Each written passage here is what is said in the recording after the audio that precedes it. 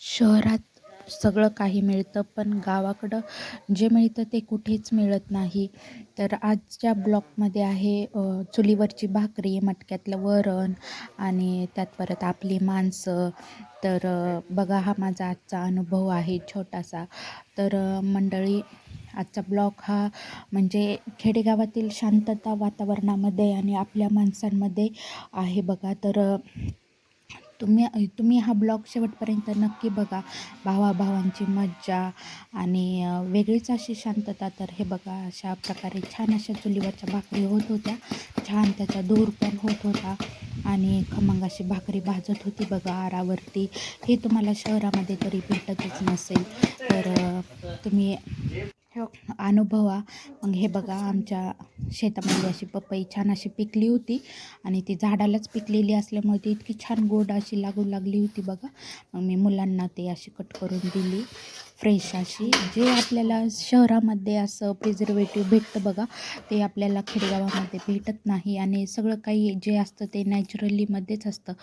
नैसर्गिक वातावरण, परत आणखीन सगळं म्हणजे जो निसर्ग आपल्याला म्हणजे खेडेगावामध्ये मिळतो तो परिस्थितीमध्ये मिळत नाही. तर हे बघा, मटक्यातले छान असं त्याला ते पालकच्या भाजीसारखी टेस्ट लागते.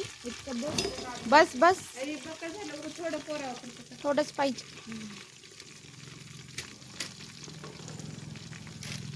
वेळ लागते का नाही ह्याला गरम व्हायला?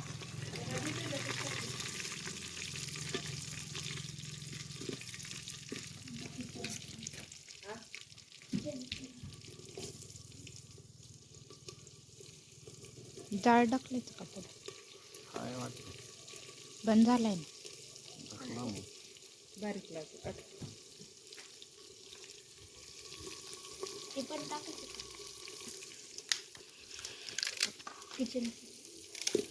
ते नको साई,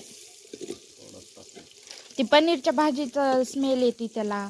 मंडळी, हे मटक्यातलं वरण नसून हे सगळ्यांसाठी म्हणजे की एक प्रेम भावना आपुलकी आहे. तर या वरणाला आमच्याकडे बोरसोरी वरण असं म्हणतात बघा, जे पाणी गरम केलं मटक्यामध्ये का? छान असं केलेलं आहे. तर का नाही, आमच्या अशा आजूबाजूला गप्पा गोष्टी वगैरे चालू होत्या बघा, काही शेतातल्या गोष्टी वगैरे असं आम्ही करू लागलो होतो. आणि घरातील अशी मोठी माणसं म्हटलं की एक वेगळंच वातावरण घरामध्ये पण राहतं बघा आणि मुलांवरती पण संस्कार राहतात. जे अनुभव आपल्याला शहरामध्ये मिळत नाहीत बघा.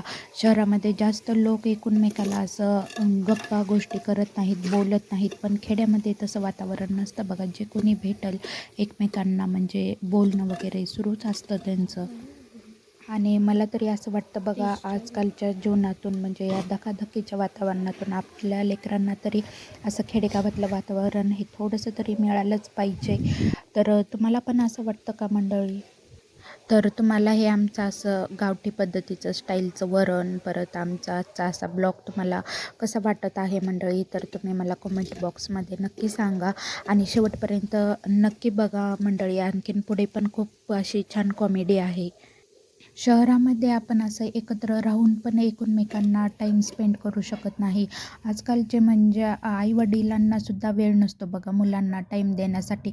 पण असं आपण म्हणजे एकत्रित गावाकडे म्हणा, आपल्या गावामध्ये वगैरे गेलं की आपण असं एकत्रित राहतो आणि त्यात परत आपण आपल्या मुलाबाळांना पण टाईम देतो. परत आपले काही जुने माणसं घरातले मोठे असतील त्यांना पण आपला वेळ देतो. त्यांचा पण वेळ आपण घेतो आणि काही मतं आपले त्यांना मांडतो, त्यांचे आपण ऐकून घेतो. तर हे असं वातावरण जे असतं ना, ते फार छान असतं बघा. आपलं पण मन मोकळं होतं, त्यांचं पण होतं. तर तुम्हाला काय वाटतं बघा यावर? तर हे बघा, हे भावाभावांची आता कशी मजा चालू होती ती. नाही,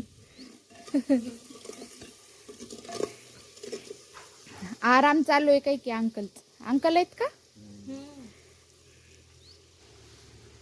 नाही, असा वरणाचा म्हणजे ठसका झाला होता बघा सगळीकडे. तर सगळे शिंका वगैरे देत होते. तर मग सगळेजण म्हणत होते, वास येऊ लागलाय का वरणाचा वगैरे, आज तर कर आहे असं म्हणून चिडवत होते बघा. नाही आला का?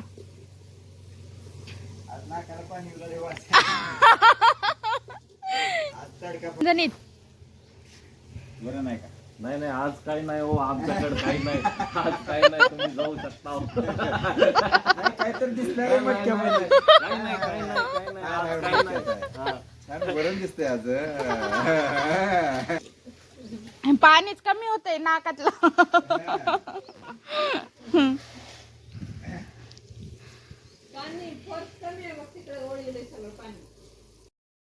तर मग अशा प्रकारे आमचं गोंधळ वगैरे सुरू होता बघा आणि आम्ही खूप छान असं एन्जॉय पण करत होतो आणि एक आठवणीच म्हणजे वेगळ्या प्रकारच्या मनामध्ये राहून जातात बघा. असं काही आपण हशी मजा गोंधळ सगळेजण मिळून केलं की आणि मग नंतर त्याच आठवणी आपल्याला म्हणजे एक हसू देतात बघा आठवून आठवून मनामध्ये. तर तुमच्यासोबत पण असं घडतं का बरं मंडळी?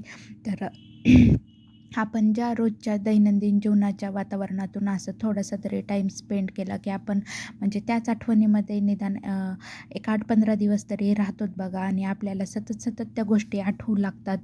तर माझ्यासोबत तर असंच होतं बघा. त्यात परत मुलांसोबत पण त्याच्यातून ते बाहेरच येत नाहीत. तर हे बघा किती छान असं वरण पण झालं होतं, त्याला खूप छान असा कलर पण आला होता आणि आमचे सर त्याला कसे टेस्ट करून बघत होते. म्हटले बघा आता म्हणले त्याला कसं आहे ते. तर म्हटलं ठीक आहे. मग ते छान असं उकळत पण होतं आणि मग तुम्हाला माझा ब्लॉग कसा वाटला आहे मंडळी तर मला नक्की तुम्ही कमेंट बॉक्समध्ये सांगा आणि ह्याचा पार्ट 2 पण येणार आहे. पुढे आम्ही आणखीन काय काय केलं आहे हे पण तुम्हाला दाखवणार आहे. तर तुम्ही तो पण माझा ब्लॉग बघा आणि हा ब्लॉग बघितल्याबद्दल धन्यवाद.